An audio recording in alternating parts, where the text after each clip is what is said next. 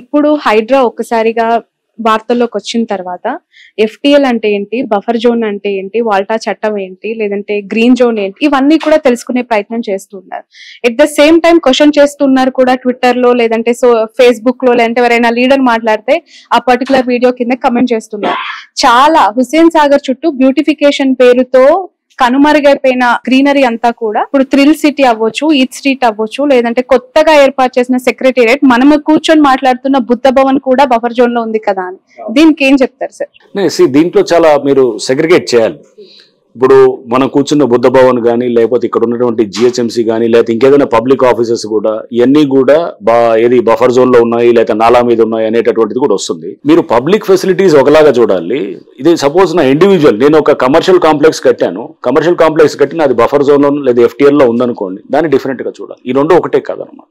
So ఇది public utility, ఇది కట్టింది ఇప్పుడు కాదు, 50 ఏళ్ళలో 70 ఏళ్ళలో ఎంత అయింది. బహుశా ఇక్కడ జిహెచ్ఎంసీ ఆఫీస్ కట్టి 50 ఏళ్ళు పైన అయ్యి ఉండొచ్చు, ఇది కూడా కట్టించి నాకు తెలిసి 40-50 ఏళ్ళు అయ్యి ఉండొచ్చాము.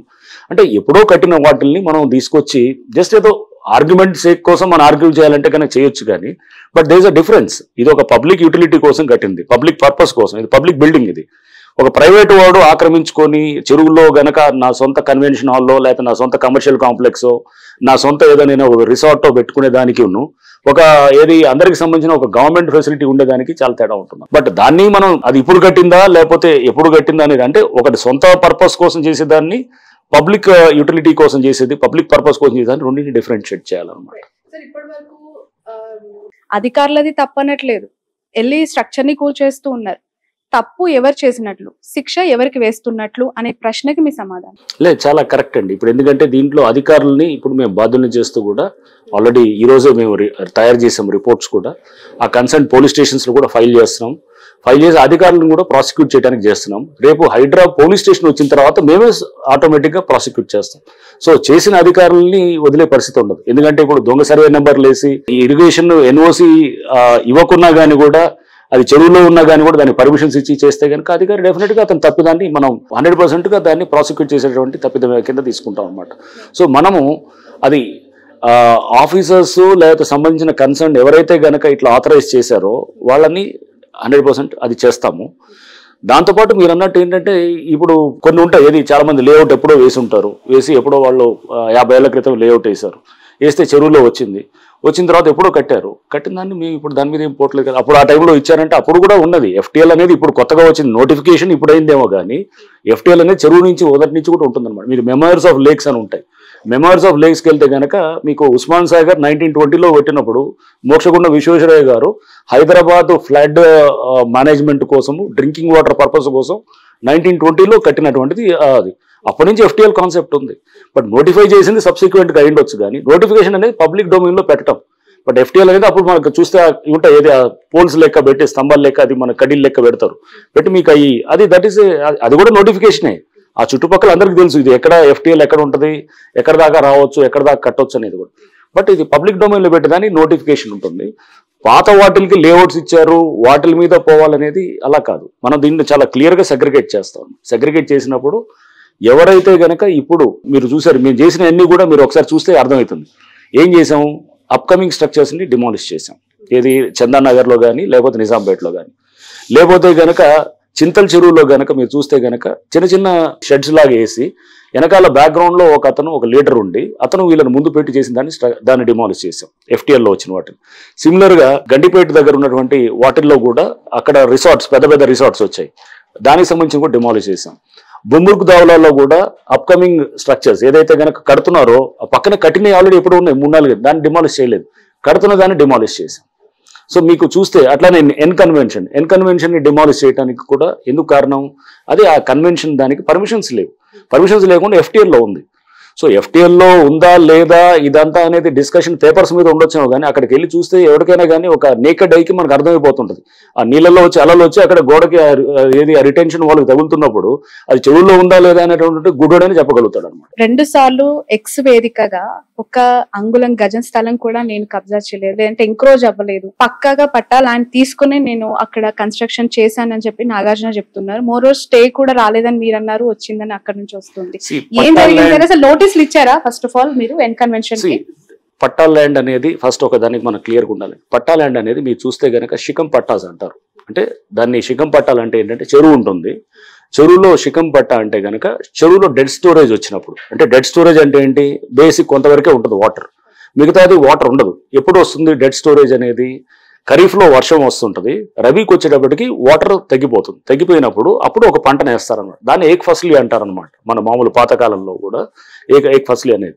సో అంటే శిఖం పట్టాలో వ్యవసాయం చేసుకోవడానికి ఇచ్చినటువంటిదే, అంటే అగ్రికల్చర్ పర్పస్కి అక్కడ ఆ భూమి ఉంటుంది. సో పట్టాలంటే ఇప్పుడు మీకు ఉండొచ్చు ఒక చెరువులో, సపోజ్ మీకు సే ఒక చెరువు దగ్గర ఏదో చెరువు దగ్గర మీకు పట్టా ఉంది, మీరు పట్టాను నాకు అమ్మవచ్చు, నేను కొనుక్కుంటా, నాకు రిజిస్టర్ అవుతుంది. రిజిస్టర్ అయిన తర్వాత నేను దేనికి వాడాలి, కేవలం ఇరిగేషన్ అంటే వ్యవసాయం వరకే వాడాలి, స్ట్రక్చర్స్ రేస్ చేయడానికి కాదు. దాంట్లో చేయకూడదని చాలా స్పష్టంగా ఉంటుంది అనమాట. సో నేను స్ట్రక్చర్స్ పట్టా ఉండొచ్చేమో కానీ బట్ స్ట్రక్చర్స్ లేవు కాబట్టి పర్మిషన్ ఇవ్వలేదు జిహెచ్ఎంసీ. మరి 15 ఏళ్ళ నుంచి ఎందుకు పర్మిషన్ రాలేదంటే దానికి చెప్పాలి కదా ఆన్సర్. సో 15 ఏళ్ళ నుంచి ఎందుకు పర్మిషన్ రాలేదు, బీఆర్ఎస్లో ఎందుకు కాలేదు, బిల్డింగ్ రెగ్యులేషన్ అనే దానికి కూడా ఆన్సర్ ఉండాలి కదా. సో అది పట్టా ఉండొచ్చేమో కానీ but it is not meant for raising structures. పెళ్లిళ్ళు ఈ రోజు ఒకటి రేపు ఒకటి ఉన్నాయి, ఆ పెళ్లిళ్ళు చేసుకోవాల్సిన వాళ్ళు వచ్చి అక్కడ చాలా గోల చేశారు అనేది నిజంగానే. ఆ ఇంటీరియర్స్ కావచ్చు, ఏసీస్, లైట్స్, అక్కడ ఉన్న కొన్ని గూడ్స్ లైక్ సోఫా సెట్స్ అవన్నీ కూడా వాళ్ళకి ఆ ఓనర్ అనే వరకు అథారిటీ ఉంటుంది, కొనుక్కొని అందులో పెట్టుకుంటారు. నోటీస్ ఇవ్వటం వల్ల ముందస్తుగా అవి వాళ్ళు క్లియర్ చేసే అవకాశం ఉండేది కదా.